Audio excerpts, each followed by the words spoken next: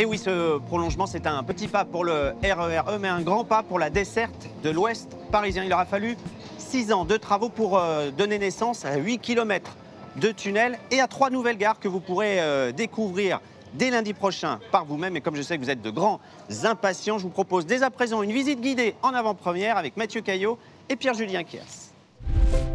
8 km de tunnels sous la ville, le premier des nombreux défis d'Éole. Depuis Haussmann-Saint-Lazare, le RER E s'est prolongé dans un environnement des plus contraignants, à commencer par Porte-Maillot. Entre le Palais des Congrès et la ligne 1, les ingénieurs avaient 18 mètres seulement pour creuser et insérer cette première gare, désormais posée là en toute discrétion. En marchant sur cette verrière, les passants pourront l'admirer s'enfoncer 30 mètres sous terre. Le RER E passera ensuite sous le périphérique, sous la Seine, pour se faufiler sous les tours de la Défense et s'arrêter juste sous le CNIT.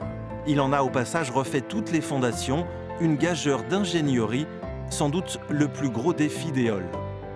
Comment est-ce qu'on vient insérer un quai de 225 mètres? Donc il faut imaginer, c'est comme si on avait pris la tour Montparnasse et qu'on était venu la glisser sous des bâtiments en exploitation à la Défense. Donc on a glissé la tour Montparnasse sous le CNIT. Donc c'est ce qu'on a fait ici. Et donc ça montre simplement l'ampleur du défi.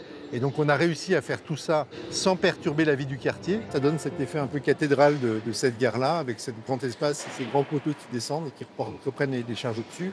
Et donc c'est vraiment ça l'image de la gare. Des piliers colossaux plantés sur le quai, des escalators majestueux, des couloirs envoûtants.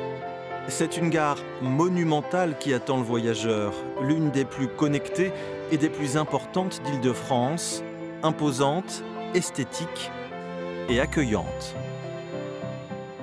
Les volumes, les matériaux, le marbre blanc au sol, les formes en coriandre très douces, le bois pour adoucir, la lumière. C'est comme dans un foyer d'opéra, là on arrive, on descend, et on a mis en scène la foule, et les gens se retrouvent en se voyant de loin.